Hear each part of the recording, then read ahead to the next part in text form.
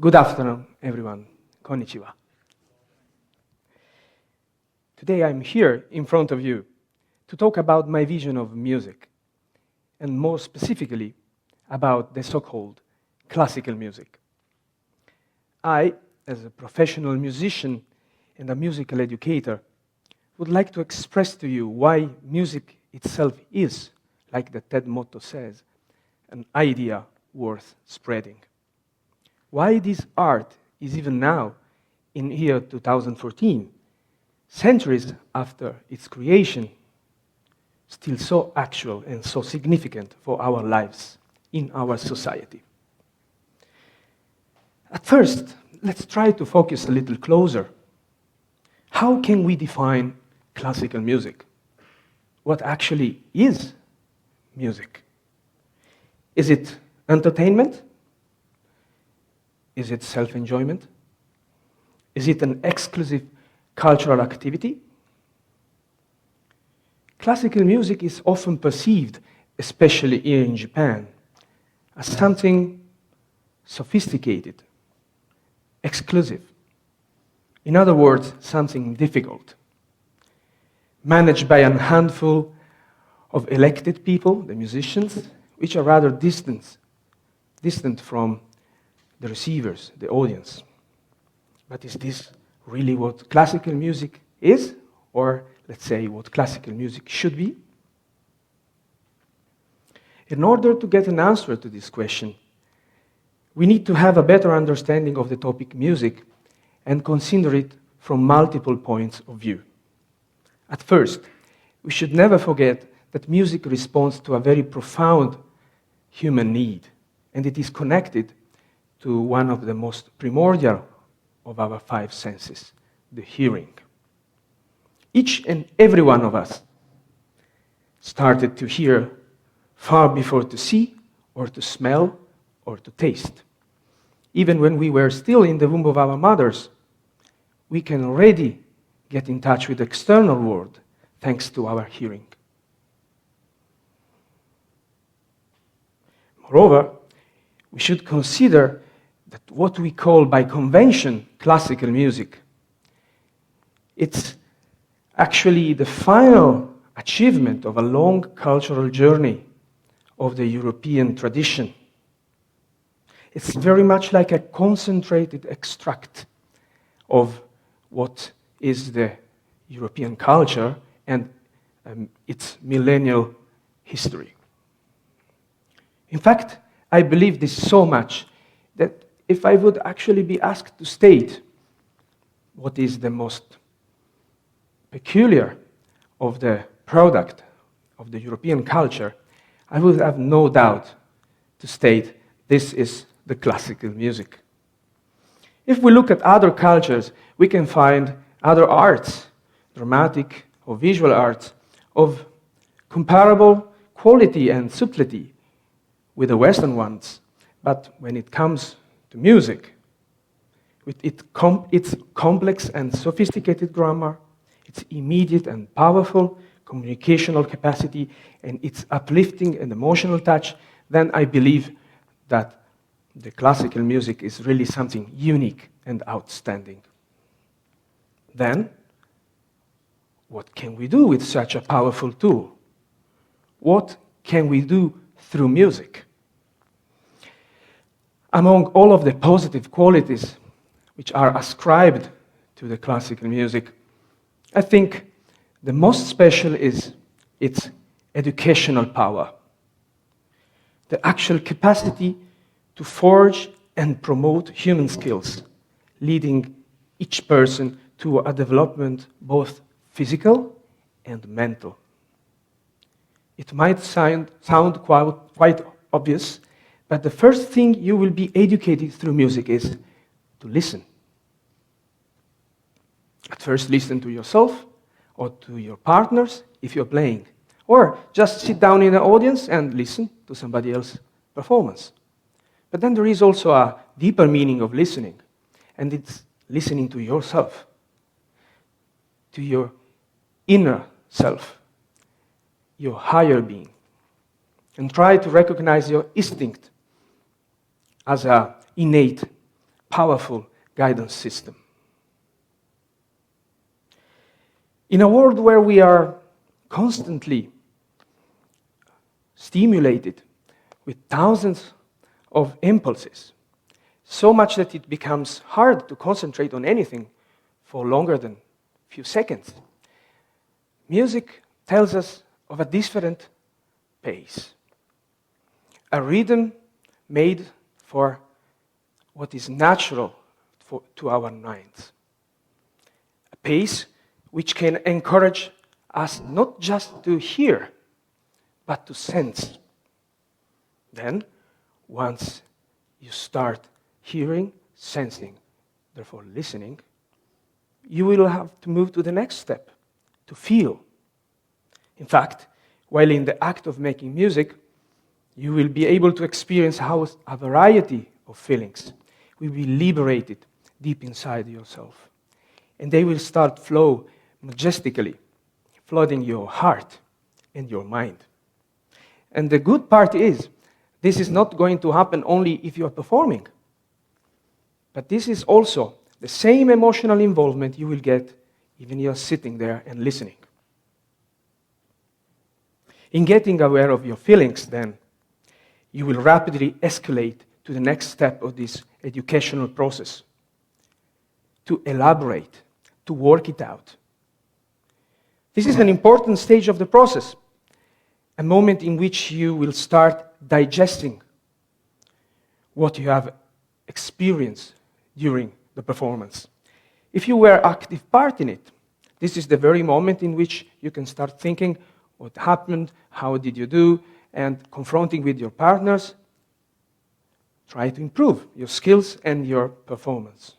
But if you were just the audience, this is also a very important moment in which you can start considering what this experience has inspired in you and what you can actually do with this inspiration.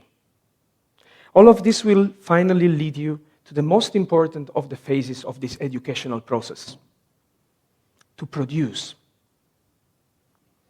new feelings, new thoughts, new imaginations.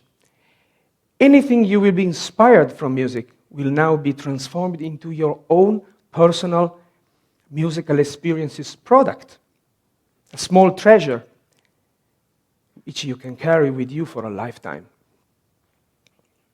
And here we are. Now it's already evident how music has already managed to change you by making you as an active part of an original creative process, by leading you to an expansion of your physical and mental, spiritual experience, by simply making you a richer human. What I'm trying to tell you is that once you get involved in the musical creative process, whatever will be your position, whether you are a producer, the musician, or a receiver, the audience, you will then start allowing this great art to work for you as an activator, placing you at the center of a virtuous, positive circle which will definitely drive you upwards to enhance your capacities, to uplift your mood, to relieve you from negative feelings, negative thoughts, even to ease you from pain, whatever this is, physical or spiritual. Until here, the theory. And as a theory, sounds quite exciting. But then and when? Why? Classical music is not universally perceived like this.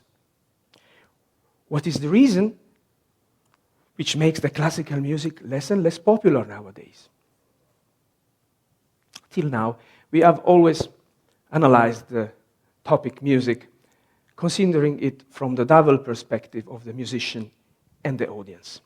But as I am a musician, and standing from this specific point of view, I would like now to tell you a few words about the role of the professional musician in this complex and delicate process of the musical creation.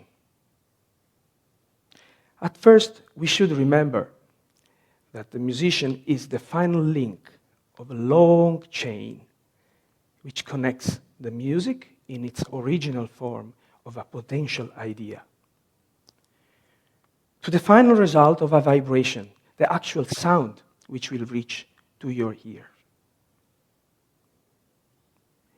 Any musical piece is at first an idea, which inspired and conceived in the mind of the composer will be then be written down on the paper and become a musical score. In this stage, the music is already existing as a plot, but it is not yet become alive, since in the state of a musical score, it cannot manifest because it cannot be heard. At this very moment, the musician comes in and with his skills will give life to what the composer wrote. In many cases, actually, we could say he will revive, because the music we play is often already composed centuries ago, not fresh.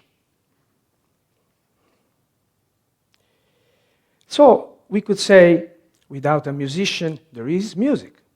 But since it cannot be heard, it is unrevealed. Consequently, it appears obvious that a musician, in its standing point of a medium, is in a very critical stand, holding enormous power of control. Therefore, he could influence, even deform, the very essence of the musical creation process, the message itself. I think everybody of you have been experiencing to be invited in a classical musical concert and sitting there and getting bored from this activity which cannot involve us. Then I can certainly tell you what we have been witnessing, it's a performance made by a bad musician. A musician which cannot convey the superior message of music and cannot put the audience in touch with the stream of energy which is flowing directly from it. That is, in fact, what I would call a non-musician, somebody which is in the musical professional field without possessing the right capacity, or maybe the right attitude. Music is very much, indeed, like a superior entity, which reveals its essence through the action of the musician, who must act as a faithful ambassador, somebody entrusted to deliver a message as vivid, untouched, and undistorted. The real mission of a musician is not to use his talent for a narcissist, egoist, self-asserting activity, but instead to celebrate the daily revival of this great art, always trying to involve the audience as an active part of the process by an empathetic and lovely attitude. If I, as a professional musician, with my performance, cannot drag you into this virtuous, positive circle of music making, then I have failed my mission. I have impoverished the message in such a degree that you cannot feel anymore its significance. But if instead I could grab your heart and improve your state of mind, then I have managed to contribute to your life. And through this contribution, I also managed to fulfill the real mission of music, to educate and to serve the human. Usually now, as a kind of common sense of the art of a good speech, I should have given you already some episode or anecdote to help you identify with my concepts, with my story. But in this presentation, I thought I will not do this. I will reverse the process. And I will leave this episode part, anecdote part, as the last. What I will do now is in fact performing for you on this stage. And then I will try to give to you, to us, the chance to create freshly an anecdote, an episode, together. Not presenting you some experience occurred to somebody else, but instead involving you right now in the very process of music making as my audience. Please try to remember what I told you and try to verify, try to check if you could be activated, if you could be involved in this virtuous, positive circle of music making because of my music.